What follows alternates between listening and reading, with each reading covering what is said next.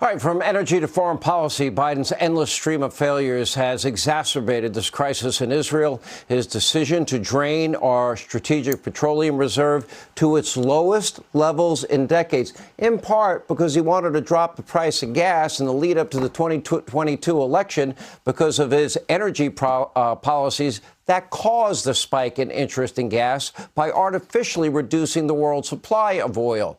Now, this could cause a massive problem for this country for many years to come. With now having estimates that say we would have less than 20 days worth of petroleum if, God forbid, an emergency arose in this country. That is reckless and irresponsible. And meanwhile, Republicans are pushing back on the administration's foreign policy failures. Missouri Senator Josh Hawley calling for all funding for Ukraine to be immediately redirected to Israel. Here with reaction, Arkansas Senator Tom Cotton. Senator, all I hear from Joe Biden is Ukraine, Ukraine, Ukraine, hundreds of billions of dollars. Europe has not stepped up, and Joe has put handcuffs on the Ukrainians and their ability to take MiGs from Poland, their ability to use cluster bombs, their ability to fight a war to actually win it. Why would we spend another penny if that's how it's going to roll? Yeah, Sean, like you, I have always supported Ukraine, but I've never supported Joe Biden's Ukraine policy because, as you said, he's pussyfooted around from the very beginning of that war, not allowing Ukraine to fight it to win it. I worry that's the direction we'll ultimately head in Israel as well. There's a well-worn pattern when Israel has to defend itself and make war on terrorist groups like Hezbollah and Hamas in 2006, in 2012, 2014, 2021.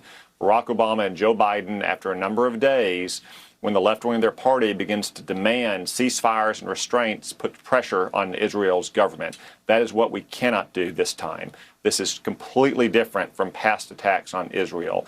Israel needs the time and the freedom of action necessary to completely destroy Hamas, not just a terrorist group, but a governing entity and a social movement. And it's imperative that Joe Biden not begin to put pressure on Israel when Palestinian civilian casualties are staged for CNN and Al Jazeera and New York Times, when it's really Hamas using those civilians as human shields.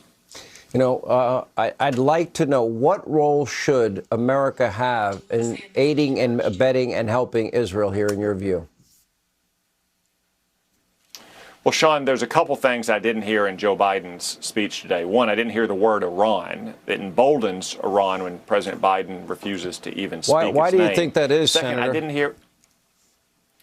I think that President Biden, like President Obama before him, has a grand plan for the Middle East, and it involves elevating Iran as a kind of balancing power against Israel and our partners in places like Saudi Arabia and the United Arab Emirates.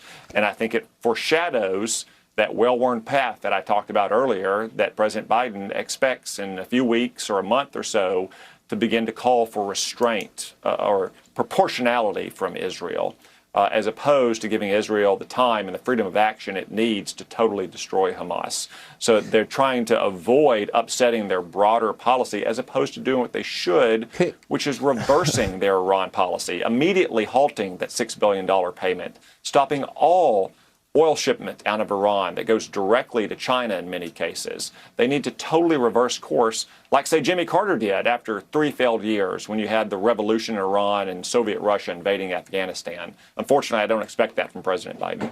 Isn't that the most basic thing that Joe Biden would say? They're not getting the $6 billion because of their involvement and their support of terrorism worldwide. And why would Joe have made that deal in the first place? And why does Joe, we had a situation under President Trump where we had an alliance that I never thought I'd see in our lifetime. And that was the U.S. and Israel and Jordan and Egypt and the Saudis and the Emirates. They were all involved together. Intelligence sharing was widespread, all to battle against Iranian hegemony in the region and the possibility of facing one day a nuclear-armed Iran.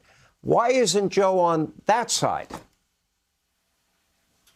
Well, again, it goes back to the Obama-Biden era, whenever they're trying to elevate Iran and try to create a new kind of balance of power in the Middle East so we could alienate our friends in Israel and make new friends in places like Iran. I think the deep folly and danger of that ideological vision was exposed this weekend because Hamas is nothing but a proxy force for Iran.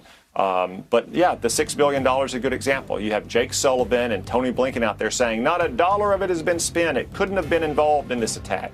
Well, if not a dollar has been spent, it should be very easy to halt the transfer of that money to Iran.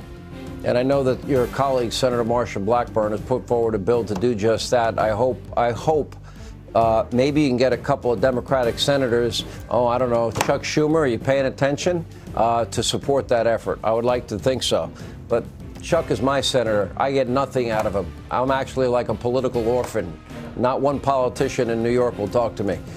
Anyway, Senator, good to have you on the program. Thank you.